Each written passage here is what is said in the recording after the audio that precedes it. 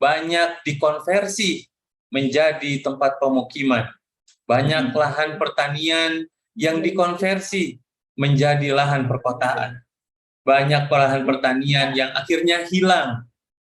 Dan hilangnya itu menyebabkan hilang juga sumber daya pangan. Dan menurunnya dan semakin sedikit sumber daya pangan. Cukup sampai di situ kah? Tidak. Di negara kita saja, setiap daerah itu pasti akan berlomba-lomba membangun perkotaan. Kenapa? Karena dianggap daerah perkotaan itu memiliki nilai yang lebih tinggi dibanding pedesaan. Padahal pedesaan itu sangat dibutuhkan untuk menunjang kehidupan perkotaan. Akan tetapi ketika orang-orang di desa sudah banyak berpindah ke perkotaan dengan urbanisasinya, siapa yang akan bekerja di desa? Siapa yang akan lagi menanam tanaman pangan? Siapa lagi yang akan berternak dan memenuhi kebutuhan kita? Akhirnya sumber daya alam kita semakin berkurang. Sumber daya alam kita, keanekaragaman hayati kita semakin berkurang. Bisa kita lihat di pedesaan pun, untuk bertemu dengan elang yang begitu bebasnya terbang di langit, itu sudah sangat sulit. Untuk bertemu dengan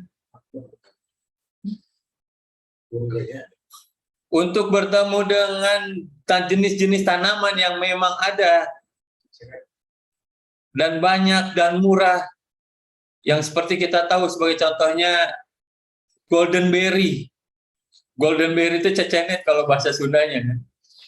Tapi di kita itu sudah semakin sulit.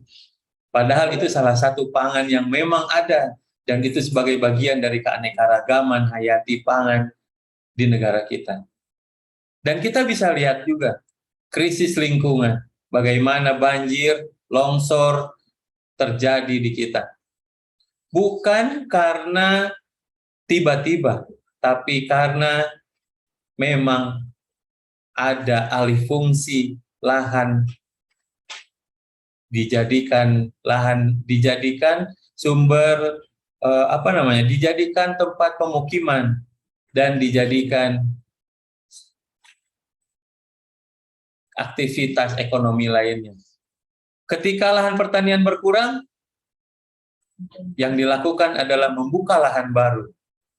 Seperti kita lihat, negara kita sedang gencar melakukan food estate, dan di negara kita juga sedang melakukan perhutanan sosial. Lalu, krisis sumber daya alam dan krisis lingkungan itu tidak bisa kita hindari.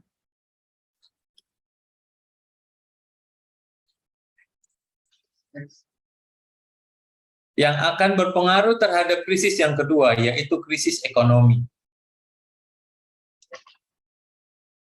Kita tahu bagaimana pangan, sisi ketahanan pangan dan pertanian itu sangat berperan dalam menjaga perekonomian di negara kita. Sekarang, siapa yang paling merasakan krisis ekonomi? Yang paling merasakan adalah petani. Ketika petani mendapatkan atau tidak memperoleh hasil ekonominya sesuai dengan apa yang diusahakan, krisis ekonomi terjadi. Ketika petani sudah mengalami krisis ekonomi, lahannya dijual, lahannya dialihfungsikan, dan kita tidak bisa mungkiri bahwa sekarang kita mengalami krisis pangan. Next. Dan yang terakhir adalah krisis kesehatan atau malnutrisi. Salah satunya adalah stunting. Ketika tadi krisis sumber daya alam dan krisis ekonomi akan mempengaruhi setiap rumah tangga, setiap keluarga untuk membeli pangan. Pengeluaran pangannya akan semakin berkurang, atau semakin banyak dari pendapatannya yang digunakan untuk pengeluaran pangan.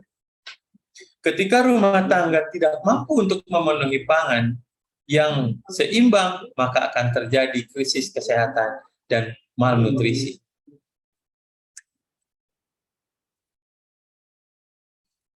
Masa depan pangan di tangan kita. Better production, better nutrition, better environment, and a better life. Next. Next. Kita pemerintah memiliki kewajiban untuk menyediakan pangan.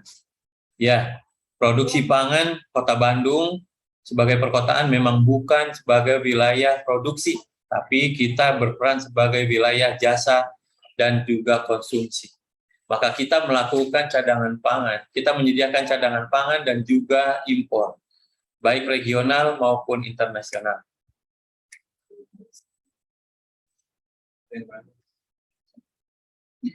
Bandung 96%-nya adalah impor dari wilayah-wilayah di sekitarnya. Ya, ini bisa dilihat bagaimana Cianjur, Kabupaten Bandung, bahkan yang terjauh itu ada Blitar, ada Lampung sebagai penyuplai pangan untuk Kota Bandung. Tetapi konsumsi kita sebesar 2.128 kilokalori dan itu harus selalu tersedia. Lalu bagaimana pangan di Kota Bandung? Dengan menyambung dengan tadi Ibu Konita yang pertama, climate change, bahwa dengan banyaknya pangan yang diimpor oleh Bandung, kita harus berpikir berapa banyak emisi yang terlepas, berapa banyak sampah plastik yang tercipta di Kota Bandung, berapa banyak pangan rusak selama proses dari sejak pasca panen sampai ke masyarakat Kota Bandung. Berapa banyak spesies makhluk hidup yang terganggu atau keanekaragaman hayati yang hilang. Dan berapa banyak kenaikan suhu atau global warming yang tercipta. Ini baru di Kota Bandung. Sedangkan Bandung itu menyediakan pangan juga sebagai distributor pangan juga untuk wilayah-wilayah lain. Pangan yang masuk ke Kota Bandung itu juga didistribusikan ke daerah di sekitar Kota Bandung.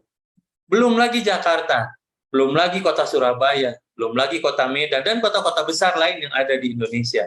Ini kita baru berbicara Bandung. Berapa biaya yang harus dibayar untuk memperbaiki kerusakan lingkungan? Maka salah satu caranya adalah dengan pendekatan kepada masyarakat. Pendekatan kepada masyarakat semasif mungkin. Yang kita lakukan adalah Mabar B2SA atau makan benar, beragam, bergizi seimbang, dan aman. Kota Bandung sudah melakukan ini dari semua tingkatan pendidikan, dari TK, SD, SMP, SMA, bahkan perguruan tinggi dari sejak tahun 2021, baik online maupun offline. Next.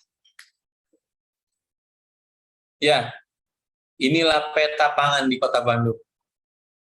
Dan kita punya salah satu upaya untuk mendekatkan sumber pangan kepada masyarakat, yaitu dengan urban farming terintegrasi. Urban farming ini diintegrasikan dan melibatkan banyak pihak. Ada pemberdayaan berbasis komunitas di situ, ada pemilahan sampah di situ, kemandirian pembibitan, integrasi sektor atau program, potensi pasarnya juga kita cari, dan kita bangun, dan kita sudah mengerjasamakan dengan salah satu hotel yang ada di Kota Bandung, pasokannya diambil dari urban farming, dan juga dengan sharing. Percontohannya kita langsung diadakan di pendopo, di rumah dinas Wali Kota Bandung. Di sana dari sisi pertanian, tanaman pangannya ada, hortikulturnya ada, peternakan dan perikanannya juga ada, pengolahan sampahnya pun ada. Kita punya sisi yang lebih besar, yaitu Senfarm atau Sekemala Integrated Farming. Di sana luas lahannya 12 hektar dan dijadikan laboratorium pelatihan dan juga salah satu ekowisata. Dan ini tadi kalau dari pertanyaan dari Pak Eko, bahwa Kota Bandung sudah juga menyalurkan CPPD, cadangan pangan pemerintah daerah. Ada ATM beras untuk masyarakat yang membutuhkan, dan kita juga menjamin ternak-ternak yang ada di urban farming kita dengan divaksinasi untuk menghindari avian influenza. Kita juga punya mini lab food security. Ini adalah laboratorium ini untuk menjamin keamanan pangan yang masuk ke Kota Bandung, dan kita sudah menempatkan ini di 33 pasar di Kota Bandung. Baik pasar tradisional maupun pasar retail. Ada Bandung Menanam, dan kita juga tanggal 26 Oktober ini kita juga akan ada Bandung Menanam Jilid 4 yang akan dilaksanakan serentak di 30 kecamatan di Kota Bandung. Kita juga melakukan pengawasan pupuk dan pestisida. Lalu peluang apa yang bisa kita peroleh? Antusias besar dari masyarakat terhadap pangan. Kita juga punya Bandung Smart City. Kota Bandung sebagai kota metropolitan, ibu kota pemerintahan Jawa Barat, itu terletak sangat strategis, dan infrastruktur rantai pasok pangan di Kota Bandung yang cukup lengkap. Baik, selamat Hari Pangan Sedunia. Bersama wujudkan pangan kuat, Indonesia berdaulat. Terima kasih Pak Yuda, kami kembalikan. Baik, terima kasih sekali Kang Awaya. Kita aplaus dulu buat Kang Awaya, teman-teman semua ya, materinya. Ini menarik ya, ternyata teman-teman, 96% ketergantungan